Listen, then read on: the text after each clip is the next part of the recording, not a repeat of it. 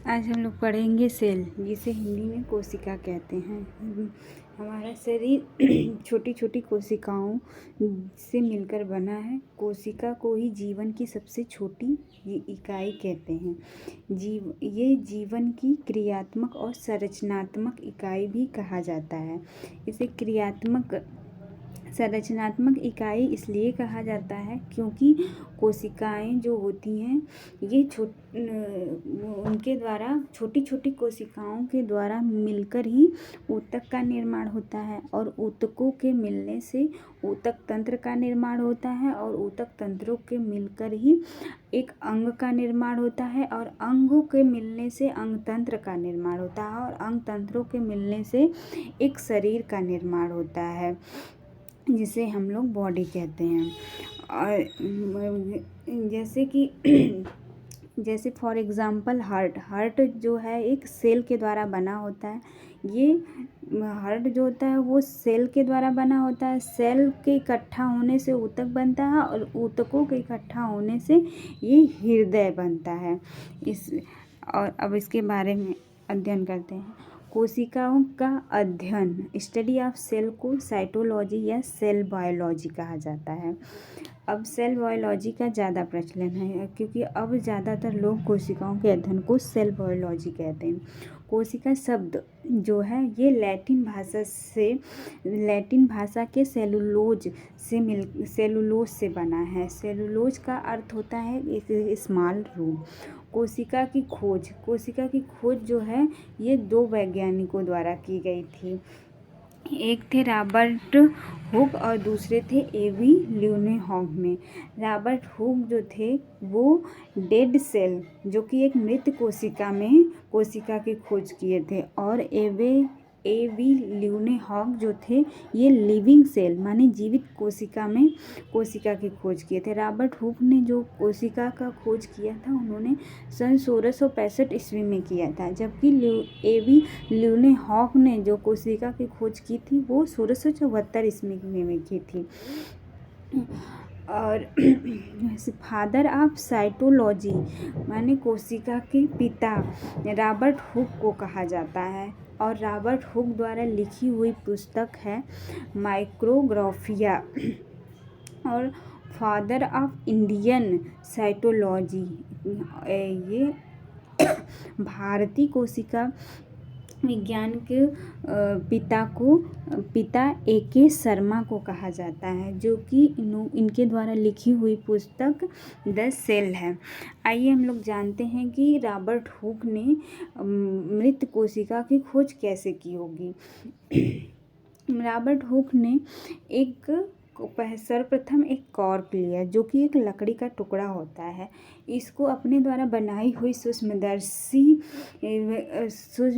में इस लकड़ी के टुकड़े को रखकर उन्होंने देखा और उन्हें उसमें एक मधुमक्खी के छत्ते जैसी संरचना दिखी, और उन्होंने इसे सर्वप्रथम सेला कहा, फिर इसे उन्होंने सेलुलोज कहा, फिर इन्होंने इसे पूर्ण रूप से सेल शब्द दिया। और आइए अब हम लोग जानते हैं ल्यूनेहॉफ ने कोशिका की खोज कैसे की होगी।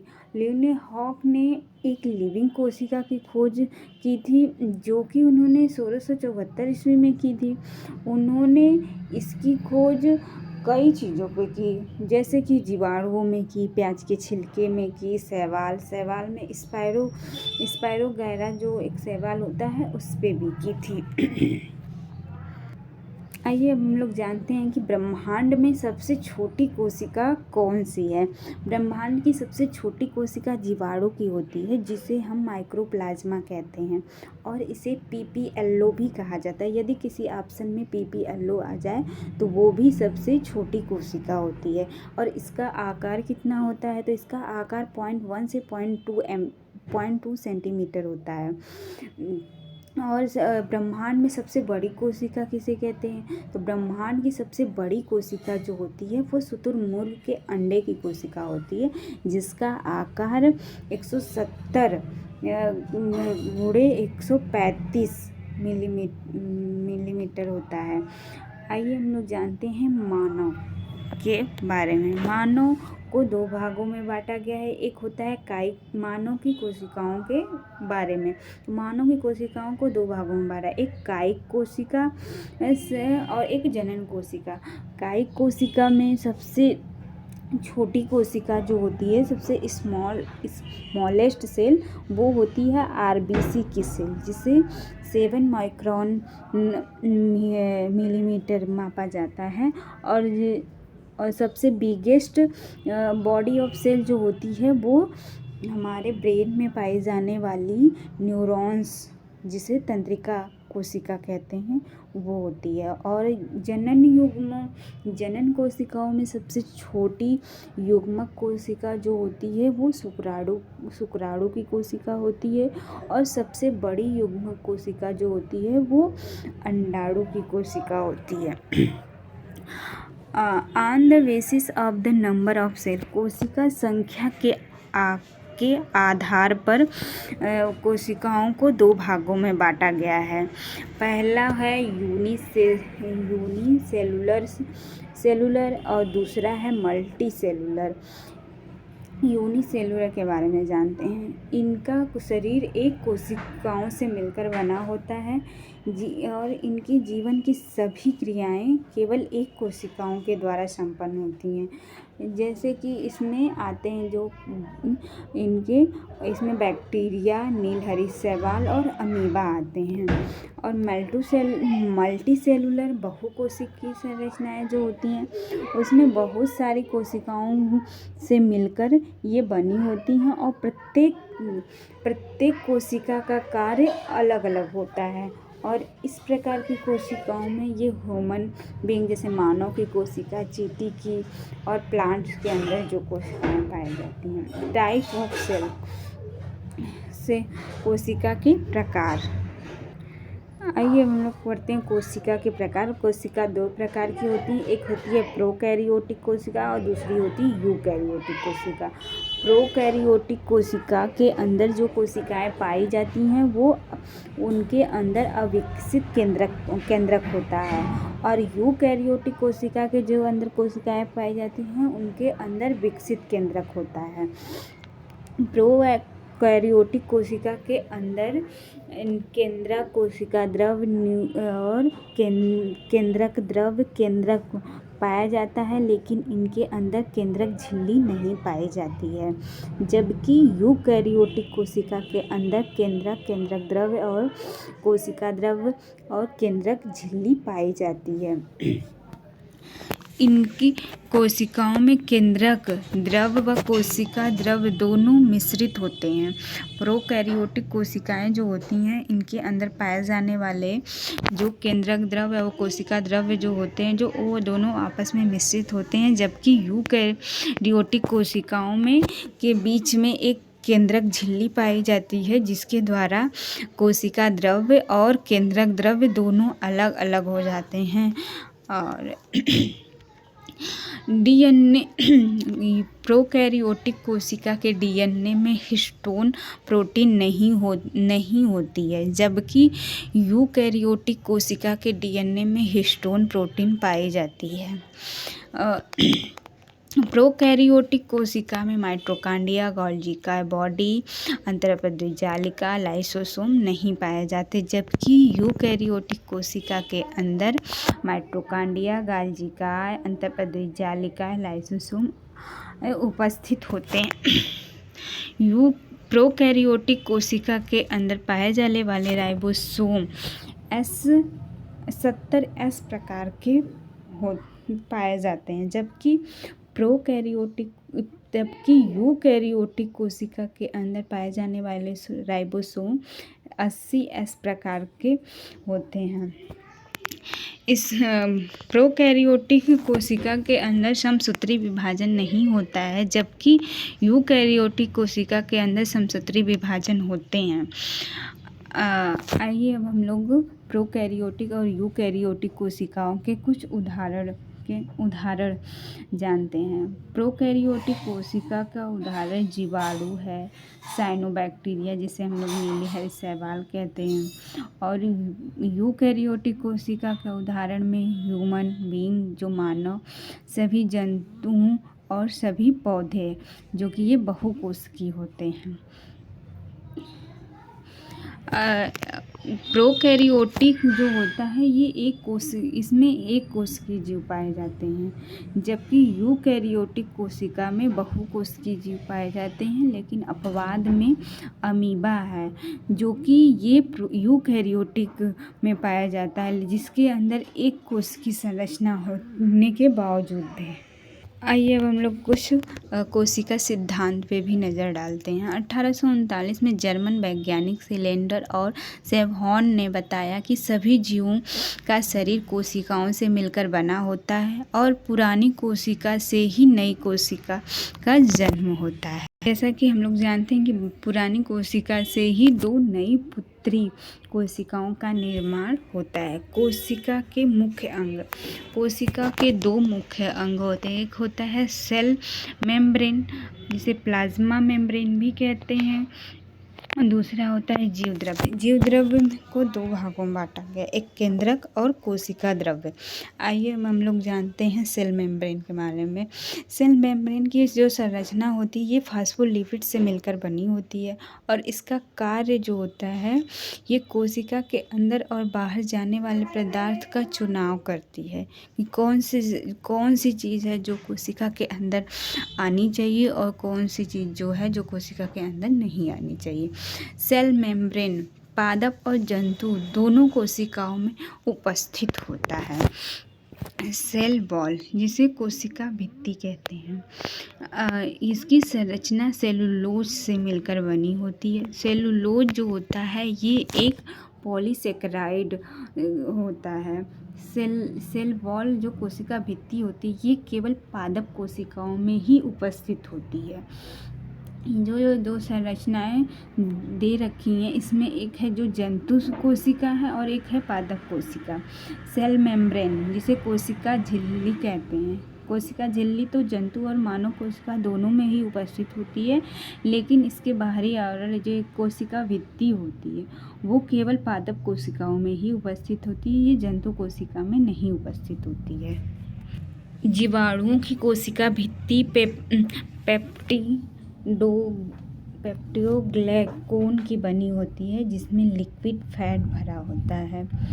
आइए अब हम लोग पढ़ते हैं जीवद्रव्य के बारे में। जीवद्रव्य जो होता है ये एक तरल पदार्थ होता है, ये कोशिका में उपस्थित होता है, जिसे हम लोग कोशिका द्रव्य कहते हैं।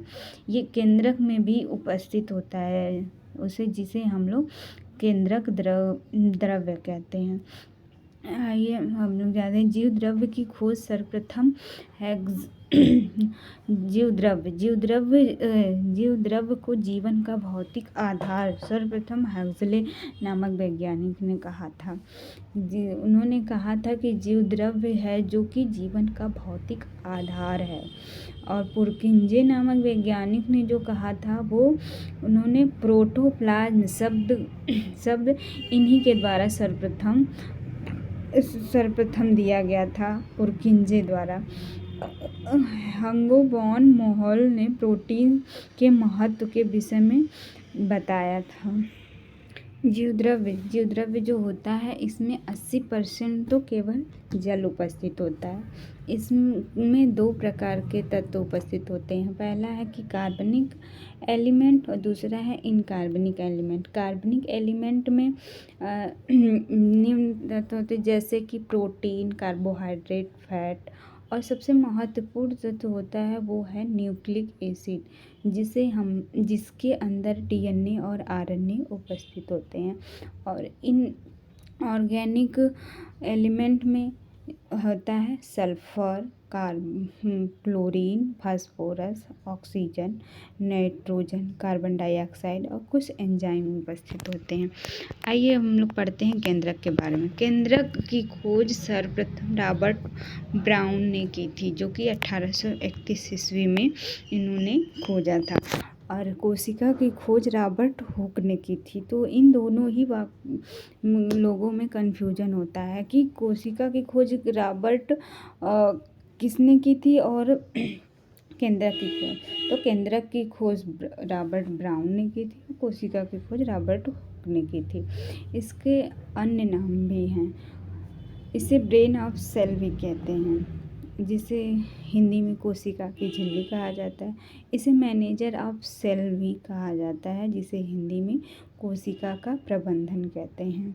इसके केंद्रक को 3 भागों में बांटा गया है। पहला है केंद्रिका, दूसरा है केंद्रक झिल्ली, तीसरा है क्रोमैटिन धागे। क्रोमैटिन धागे को हम लोग गुणसूत्र भी कहते हैं।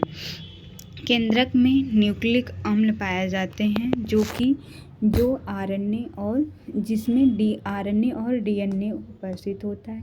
कोशिका विभाजन की क्रिया में भाग लेते हैं। केंद्रक जो होता है ये कोशिका विभाजन की क्रिया में भाग लेता है। आइए हम लोग पढ़ते हैं कि केंद्रक के अंदर जो न्यूक्लिक एसिड उपस्थित होता है उसमें डीएनए और आरएनए होते हैं। और डीएनए और आरएनए के बारे में, डीएनए जिसे हम लोग डीऑक्सीराइबोज न्यूक्लिक एसिड कहते हैं, आरएनए जिसे राइबोज न्यूक्लिक एसिड कहा जाता है। डीएनए की संरचना जो होती है द्विकुंडलिक होती है, जिसे डबल हेलिकल्स कहा जाता है। इस डीएनए की संरचना द्विकुंडलिक होती है। यह सर्वप्रथम वाटसन और क्रिक नामक वैज्ञानिकों ने बताया था। डीएनए में नाइट्रोजनी क्षार पाए जाते हैं। आइए हम लोग पढ़ते हैं आरएनए के बारे में। आरएनए को राइबोज न्यूक्लिक एसिड कहा जाता है। इसकी संरचना एक रज्जु की होती है और आरएनए में नाइट्रोजनिक आरएनए में भी नाइट्रोजनियस बेस पाए जाते हैं। नाइट्रोजनी क्षार जो होता है ये 2 तरीके का होता है। एक होता है प्यूरिन और दूसरा होता है पायरोमिडिन। प्यूरिन में 2 होते हैं, एक होता है ए और एक होता है जी, जिसे ए को हम लोग एडेनिन कहते हैं और जी को ग्वानिन कहते हैं। जबकि पायरोमिडिन में टी और सी उपस्थित होते हैं, जिसे टी को हम लोग थायमिन कहा जाता है, जबकि सी को साइटोसिन कहा जाता है। और डीएनए में पाए जाने वाले नाइट्रोजनी क्षार AGTC होते हैं, जबकि आरएनए में पाए जाने वाले नाइट्रोजनी क्षार AGCU होते हैं। डीएनए के जो ये द्विकुंडलिक संरचना होती है, इसमें ए और टी जो होता है वो डबल बॉन्ड में होता है, जी और सी ट्रिपल बॉन्ड में उपस्थित होने। नाइट्रोजनी क्षार में एक प्यूरिन और एक पायरोमिडिन के साथ जुड़ता है। इनका कार्य क्या क्या है? डीएनए आनुवंशिक पदार्थ है और ये इसके द्वारा डीएनए फिंगरप्रिंटिंग के लिए सहायक होता है। और आरएनए प्रोटीन निर्माण का कार्य करता है और ये प्रोटीन सिंथेसिस का भी कार्य करता है। जंतु कोशिका में केंद्रक का आकार बड़ा होता है। सबसे बड़ा कोशिकांग जंतु कोशिका में जो होता है वो केंद्रक होता है। और पादप कोशिका में सबसे बड़ा कोशिकांग जो होता है वो क्लोरोप्लास्ट होता है। क्लोरोप्लास्ट में लवर और दूसरे स्थान पर माइटोकॉन्ड्रिया होता है। तो इस प्रकार न्यूक्लियर जो होता है सबसे बड़ा होता है, फिर प्लास्टिड होता है, फिर माइटोकॉन्ड्रिया होता है। डीएनए में पाई जाने वाली प्रोटीन जो होती है वो हेक्सोस होती है और आरएनए में पाई जाने वाली प्रोटीन जो होती है वो पेंटोज होती है। डीएनए जो होता है वो आरएनए में परिवर्तित होता है, एमआरएनए से फिर वो प्रोटीन में परिवर्तित हो जाता है।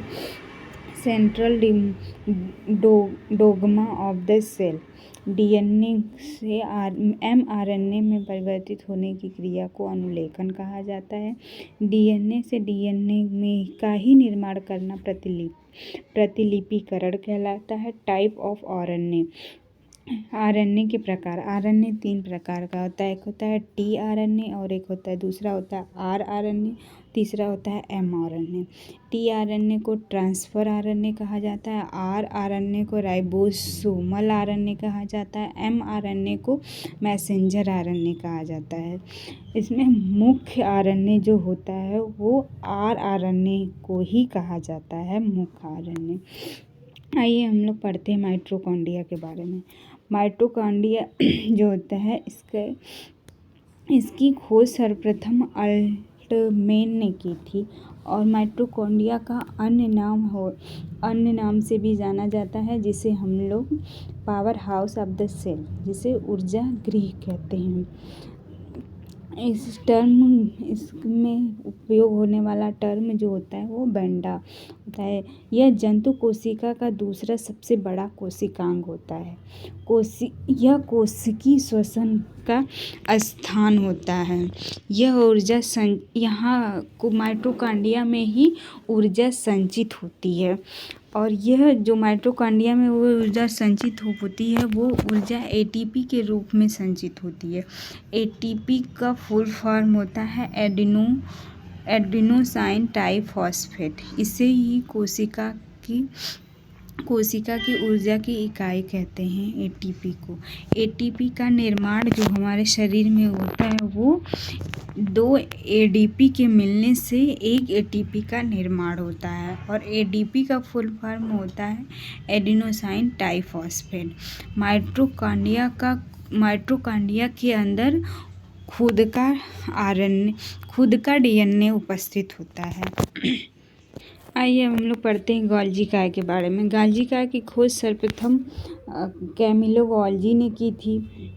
इसका इसको अन्य नाम से भी जाना जाता है, जिसमें अन्य नाम है mother of cell, policeman of cell, traffic police of cell या पोकर्स।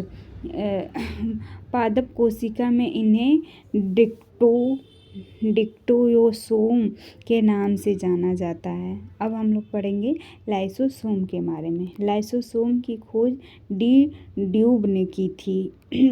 इसका अन्य नाम सुसाइड बैग, जिसे आत्मा की थैली कहते हैं, डाइजेस्टिव बैग, जिसे पाचन की थैली कहते हैं, आइटम बम अन्य नामों से भी जाना जाता है। लाइसोसोम में जलीय अपघटनी एंजाइम पाए जाते हैं जो पाए जाते हैं जो यह एंजाइम क्या होते हैं? यह एंजाइम अम्लीय होते हैं जो 4 से 5 पीएच इनका पीएच मान 4 से 5 के मध्य होता है। इसकी मात्रा पादप कोशिकाओं में बहुत कम होती है। अंतःप्रद्रविक जालिका, इसकी खोज सर्वप्रथम पार्टर ने की थी। ये 2 प्रकार के होते हैं, एक होता है रफ अंतःप्रद्रविक जालिका और दूसरा होता है स्मूथ अंतःप्रद्रविक जालिका। रफ अंतःप्रद्रविक जालिका का कार्य होता है प्रोटीन संश्लेषण का कार्य करता है। इसमें इसके अंदर राइबोसोम उपस्थित होता है और स्मूथ अंतःप्रद्रविक जालिका के अंदर राइबोसोम उपस्थित नहीं होता है। ये लिक्विड सिंथेसिस का कार्य करता है।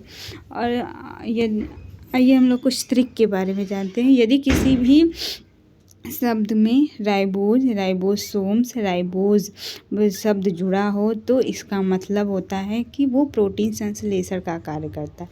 राइबोसोम। आइए अब हम लोग पढ़ते हैं राइबोसोम के बारे में। राइबोसोम जो होता है इसकी खोज सर्वप्रथम पैलार्ड ने की थी। इसका अन्य नाम जो है वो protein factory of the cell भी कहा जाता है। इसको कोशिका का सबसे छोटा कोशिकांग राइबोसोम होता है। राइबोसोम दो प्रकार के होते हैं। एक होता है 70S राइबोसोम और एक होता है 80S राइबोसोम। 70S राइबोसोम जो होता है वो प्रोकैरियोटिक कोशिका में उपस्थित होता है और 80S राइबोसोम जो होता है वो यूकैरियोटिक कोशिका में होता है। राइबोसोम की मापने की इकाई जो होती है वो सैंडरबर्ग ने सर्वप्रथम खोजी थी। आइए अब हम लोग पढ़ेंगे जीन के बारे में। जीन की खोज सर्वप्रथम जॉनसन हॉक ने की थी। जीन जो होता है ये आनुवंशिक लक्षणों को एक पीढ़ी से दूसरी पीढ़ी में स्थानांतरित करता है। जैसे कि हमारे माता पिता की लंबाई अधिक है तो बच्चे की भी लंबाई अधिक होगी। उसमें लंबाई के गुण को जैसे देता है, बीमार और रोगों के गुण को स्थानांतरित करता है। त्वचा के रंग को, यदि माता पिता में से दोनों लोग साफ हैं तो उनके द्वारा पैदा बच्चे भी साफ होंगे, जैसे त्वचा के रंग का, आँखों के रंगों का और बालों के रंगों और आकार का। जैसे कि किसी भी यदि माता पिता के बाल घुंघरैले हैं तो बच्चों के भी बाल घुंघरैले होंगे, यदि सीधे हैं तो सीधे होंगे। Father of genetics Gregor John Mendel को कहा जाता है। ये एक ऑस्ट्रेलियाई पादरी थे जिन्होंने